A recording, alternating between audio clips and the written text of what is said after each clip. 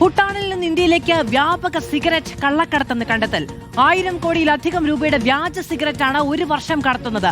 Cigarette കടത്ത് തടയാൻ അതിർത്തികളിൽ സംയുക്ത പരിശോധന നടത്താനും ഇന്തോ ഭൂട്ടാൻ സംയുക്ത കസ്റ്റംസ് യോഗത്തിൽ തീരുമാനമായി. കള്ളക്കടത്ത് സംഘങ്ങളുടെ വിവരങ്ങൾ ഇരു രാജ്യങ്ങളും പരസ്പരം കൈമാറി. എസ് ശരൺ വിവരങ്ങളുമായി നമ്മളോടൊപ്പം ചേരുകയാണ്. ശരൺ, വലിയ കള്ളക്കടത്തിന്റെ വിവരങ്ങളാണ് പുറത്തു വരുന്നത്. എങ്ങനെയാണ് ഈ സംയുക്ത പരിശോധനയിലാണോ ഇത് കണ്ടെത്തിയത്? എന്താണ് ധാരണ?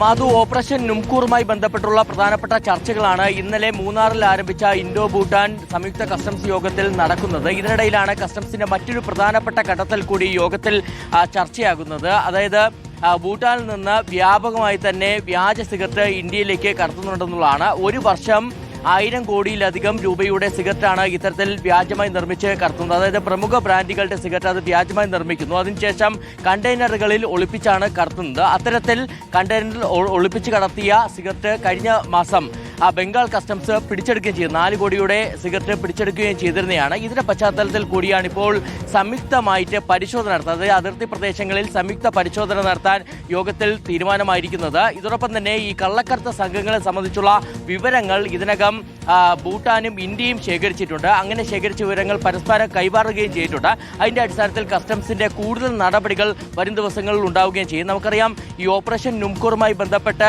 50ലധികം വാഹനങ്ങൾ, അതായത് ഭൂട്ടാനിൽ നിന്ന് നികുതി വെട്ടിച്ച് കടത്തിയ 50ലധികം വാഹനങ്ങളാണ് കേരളത്തിൽ നിന്ന് മാത്രം കസ്റ്റംസ് പിടിച്ചെടുത്തിരുന്നത്. ഇതിന്റെ മുഖ്യ സൂത്രധാരനായ വിശ്വജിത് ദാസിനെ അറസ്റ്റ് ചെയ്യുകയും ചെയ്തിരുന്നു. ആ കാര്യങ്ങളൊക്കെ തന്നെ യോഗത്തിൽ ചർച്ചയാകുന്നുണ്ട്. ഇതോടൊപ്പം തന്നെ ഭൂട്ടാനിൽ നിന്ന് ഇനിയൊരു വാഹനം നികുതി വെട്ടിച്ച് കടത്താതിരിക്കാനുള്ള ഒരു ജാഗ്രത കൂടി യോഗത്തിൽ ഉണ്ട്. അതിന്റെ ഭാഗമായിട്ട് അത് എങ്ങനെ തടയാമെന്നുള്ളത് സംബന്ധിച്ചുള്ള സജീവ ചർച്ചകളും യോഗത്തിൽ നടക്കുന്നുണ്ട്. എസ് ശരനാണ് വിവരങ്ങൾ നൽകിയത്. അതിർത്തികളിലൂടെ വ്യാപകമായ സിഗരറ്റ് കള്ളക്കടത്ത് എന്ന വാർത്ത കൂടിയാണ് പുറത്തുവരുന്നത്.